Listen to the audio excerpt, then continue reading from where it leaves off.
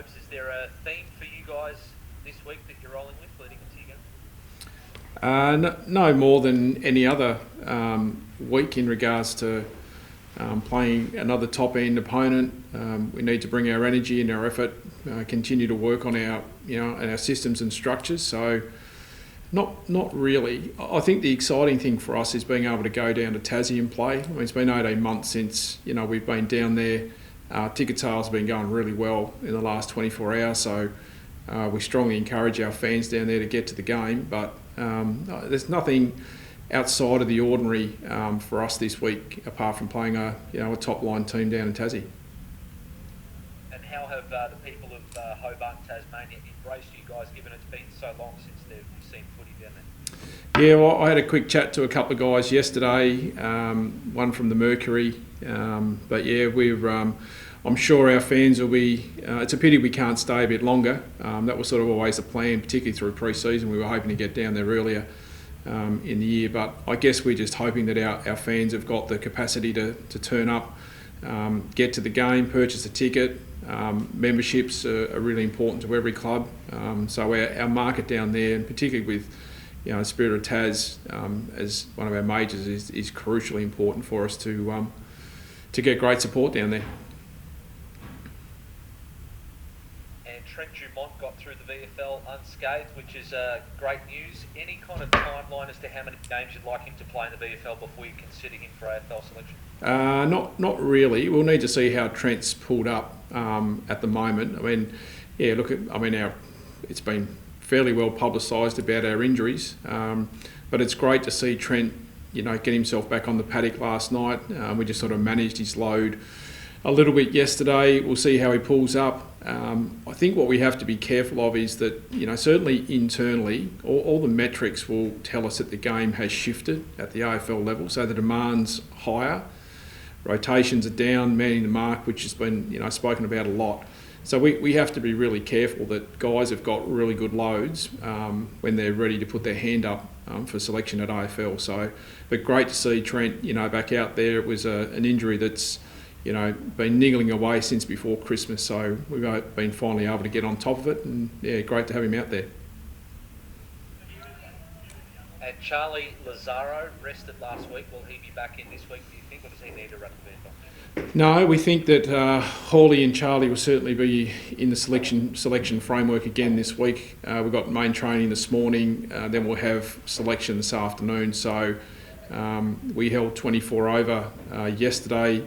If we needed to, we know that we had sort of 3-day break if someone needed to come into the mix from that side of things. So, but yeah, those two guys you would think will certainly be back in the frame for this week. And Will Phillips, will he need a rest, or how do you feel he's tracking at the moment? No, we don't feel that Will needs a rest at this point in time. So he's been playing a slightly different role. For those that have watched us closely, would see that Will's probably spent a little bit more time forward than he has sort of through the midfield. So it's a matter of trying to manage his midfield minutes and giving him some exposure down forward. We see that he actually, when he plays as a small forward, he actually creates space really well.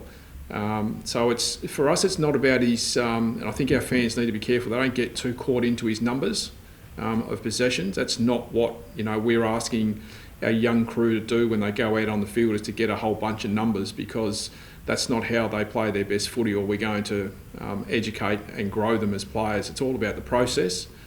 So we've been really pleased with the way that Will's been executing the roles that we've asked him to play. We feel like he's in good shape physically. And so whilst they're in that space, we'll continue, and that they're holding their own in what we want them to do, then they'll hold their spot in the team. And how does the playing group feel about coming up against their old teammate in Ben Brown? Has that been spoken about much this week? No, I haven't spoken to anyone about, to be honest, about playing against Brownie. He's a player now at Melbourne, and we're playing the Melbourne Football Club.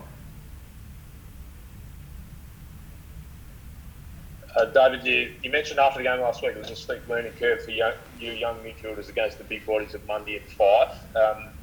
What are the learnings that came out of that you can apply to what is going to be another tough test against a big-bodied, strong midfield? Yeah, I think part of the work that we did in reviewing was our structure and how we set up around the ground at certain times. We were disappointed.